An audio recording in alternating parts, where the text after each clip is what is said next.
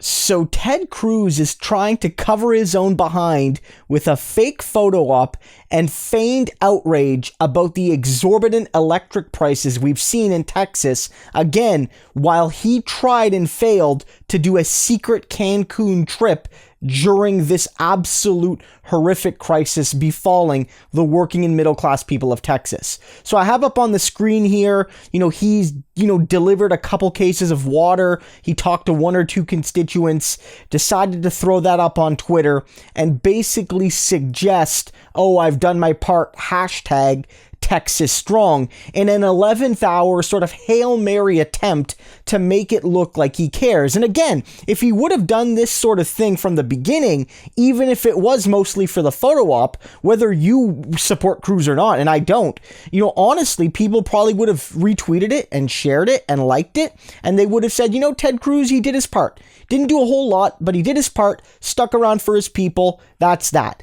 Now it just looks smarmy and it just looks desperate and it just looks like the kind of person that, did something wrong and is trying at the very last second to just tape up the vase he knocked over before mom gets home. That's the energy it has. But, there's a good tweet here for perspective about what Ted Cruz is doing and how it's utterly meaningless in comparison to some other political figures in Texas. It says here, Beto O'Rourke drove from El Paso to Austin yesterday to deliver water to desperate Texans. That's an 8.5-hour drive for those not familiar with Texas.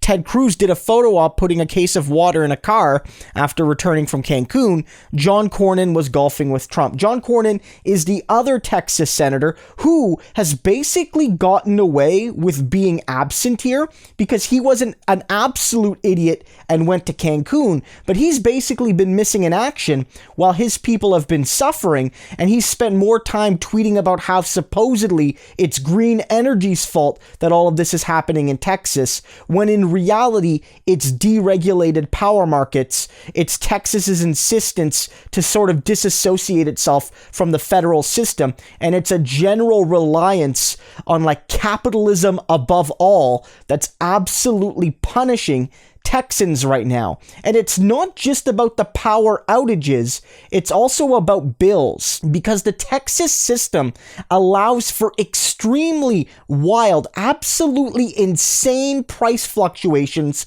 because there's little, if any, protections for consumers when they're talking about one of the most essential utilities. We're not talking about a luxury good here. We're not talking about tickets to a sporting event.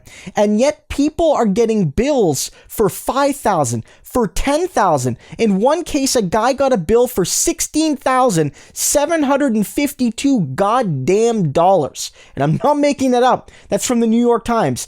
And rich of all about this is Ted Cruz, who now all of a sudden supposedly cares about regulations and consumers and protecting working class people from predatory power companies, purveying the profit motive above public service. And he has a tweet here. This is in response to one of these articles noting the $5,000 bills people are getting. He says, this is wrong. No power company should get a windfall because of a natural disaster, and Texans shouldn't get hammered by ridiculous rate increases for last week's energy debacle. State and local regulators should act swiftly to prevent this injustice.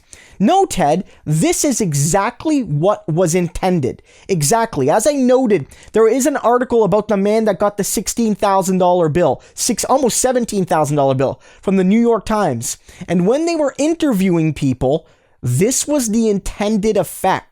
The intended effect was to treat it like a pure market system, quote unquote, where energy was in high demand because of something like mass power outages, energy would have a premium price.